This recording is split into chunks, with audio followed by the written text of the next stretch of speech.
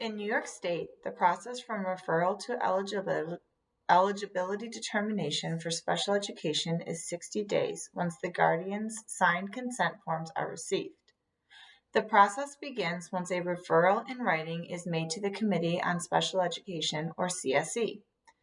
This can be done by the following people: a parent, doctor, school official, agency worker, or judicial officer. Once the letter is received, an initial evaluation is arranged and carried out. The evaluation of the student must be in all related areas of the suspected disability. The work is done by a team of individuals made up of, but not limited to, the general education teacher, special education teacher, and a specialist with background knowledge of the suspected disability.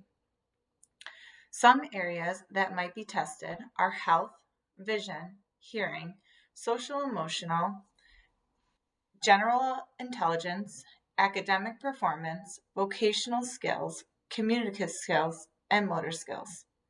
This evaluation must be conducted in the student's native language, and parents also have the right to request an independent evaluation if the school cannot prove that the evaluation given was appropriate for the suspected disability and it was non-discriminatory.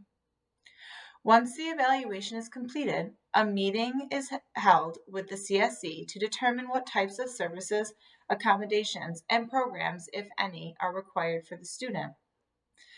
If found, an IEP is written to reflect the CSE recommendations, accommodations, or educational needs tailored to meet the student. Lastly, a yearly or annual review is conducted by the CSE to review the student's accommodations. Also, every 3 years, the student is reevaluated.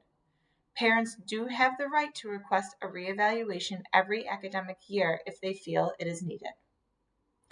When evaluating students for special education, it is important to have an understanding of typical development.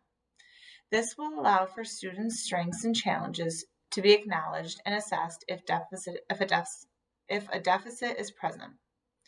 The role of the student's general education teacher and special education teacher when participating on a multidisciplinary team for determining eligibility varies from each other. While both will bring data, the general education teachers provide the team with data in the form of work samples.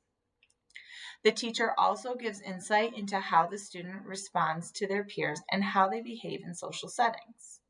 The special education teacher will facilitate the meeting and the flow of information, as well as lead any formal meetings related to the student. They are also responsible for writing the IEP, providing teachers with copies of the IEP, scheduling the IEP meetings, and making sure that the students' needs are being met. One formal assessment that special education teacher may use as data to bring to the meeting is the Woodcock-Johnson Psychoeducational Battery for students' academic achievement. An informal assessment that can be brought as data would be a module fluency test at grade level to show deficits or concerns. When the CSE is considering all information and evaluation findings, they must also consider the student's family history, cultural barriers, first language, and academic experiences. If a student has some proven deficits but has missed a significant amount of school, the services could be denied until there is an improvement in attendance to see if the students have a true learning deficit or a lack of school experience. Same goes for language. If a student is new to our country or an entering E&L student, the services might not be granted until a certain amount of time is spent in our country to make sure that they are fully accommodated. While the multidisciplinary and CSE team want all the best for students, they also want to make sure obstacles are taken out of the evaluation process for true finding in a student's performance.